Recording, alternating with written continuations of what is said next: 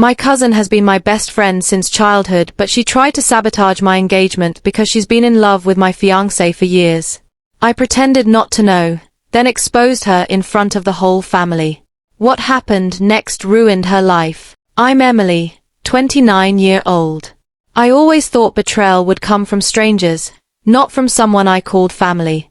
Not from someone who shared my childhood secrets, and certainly not from my own cousin, Madison, 28-year-old, who was practically my sister growing up.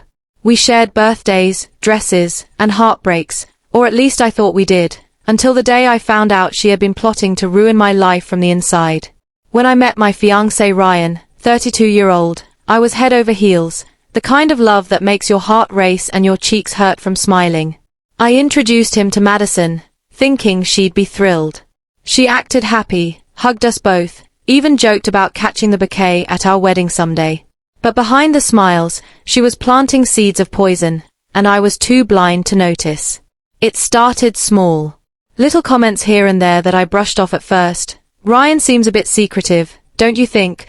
Or are you sure he's not just telling you what you want to hear?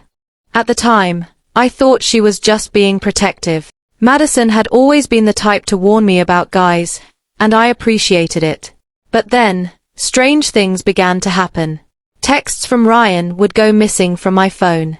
He swore he'd sent them, but I never saw them. Friends told me Madison had mentioned trouble in my relationship, hinting that Ryan was still talking to his ex. When I confronted Ryan, he looked genuinely confused and hurt. "Emily, I haven't even spoken to her in years," he said, but the seed of doubt was already taking root. The first cracks showed when she began inserting herself into every single wedding decision, insisting she should be my right hand for everything. At first I thought it was sweet, until I overheard her one night on the phone with Ryan, telling him, "She doesn't understand you like I do." My blood ran cold. I confronted Ryan. He swore she was just being weird, that I was overthinking. And for the sake of peace, I let it slide, not realizing I had just given her room to escalate. Weeks later, an unknown number sent me screenshots of Ryan flirting with another woman. My chest tightened so hard I could barely breathe. Ryan swore they were fake, and when I studied them closer, I realized something. The other woman's photo had Madison's living room in the background. The same grey couch I'd sat on 100 times, the same bookshelf with the chipped corner from when we were kids. That was the moment I decided I wasn't just going to confront her. I was going to destroy her. I played the long game, pretending to be stressed and unsure about the wedding, letting Madison believe her plan was working. Meanwhile, I collected every piece of evidence, the screenshots, the timestamps, the fake accounts linked to her email, even recordings of her making little jabs about Ryan to other family members. Then, few weeks before our engagement party, I sent anonymous texts to a few relatives hinting that something shocking might come out about Madison. I wanted whispers circulating before the real show began. Then came the night of my birthday party. It was supposed to be magical. Fairy lights in the backyard, champagne glasses clinking, laughter echoing through the air. Ryan gave a beautiful speech about how much he loved me, and I felt like the luckiest woman alive, until I went inside to grab a drink and overheard Madison in the hallway. She was talking to my best friend, whispering in that conspiratorial tone I knew too well. "She deserves the truth," Madison said. "Ryan kissed me last month. He said he had doubts about marrying her." The glass in my hand almost slipped. My heart pounded so loudly I could barely hear. I didn't want to believe it, but the way she spoke, so calm, so certain, it made me sick. I didn't walk into the room. I couldn't. I just stood there in the shadows, my mind spiraling, wondering if I'd been blind this entire time. Over the next few days, Madison doubled down.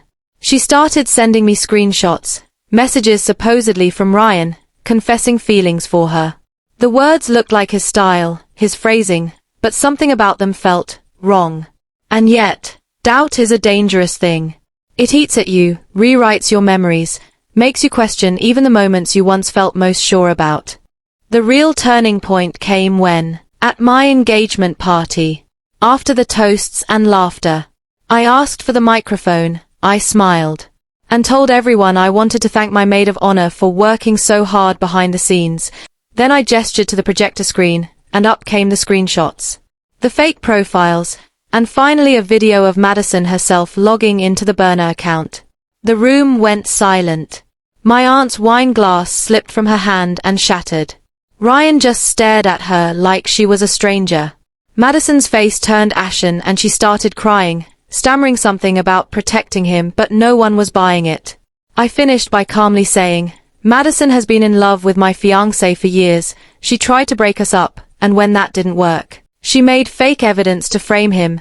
Then I added the final knife twist, revealing the messages she had sent other men in our hometown, some married, while pretending to be the perfect loyal girlfriend to her own boyfriend, who happened to be in the room. He stood up, told her they were done, and walked out without looking back. Madison didn't just lose me, she lost Ryan's respect, her boyfriend, half the family's trust, and her job, because it turned out one of the guests was her boss's wife, and she didn't take kindly to an employee who stirred that kind of drama. Within a week, Madison moved out of town. Her social media accounts vanished, and the girl who once couldn't go a day without posting selfies was suddenly a ghost. Her so-called friends stopped answering her call. The family chat removed her name, and the whispers about her became sharper with every gathering. The woman who used to strut into every room with her chin high now existed only in other people's cautionary tales. And me. I didn't need to raise my voice, throw a punch, or post a word online. I just let the truth breathe, and it suffocated her on its own. Now, the only thing left of her at family gatherings is the whispered reminder that crossing me wasn't just a mistake, it was the last choice she got to make before her life unraveled completely. I married Ryan, surrounded by people who truly had my back, knowing that the best revenge isn't just exposing the knife in your back. It's making sure the person holding it never gets close to you again. Family isn't defined by blood, it's defined by loyalty. Protect your peace, trust your instincts, and never let someone close enough to destroy you twice. Please like, share and subscribe for more stories. Thank you.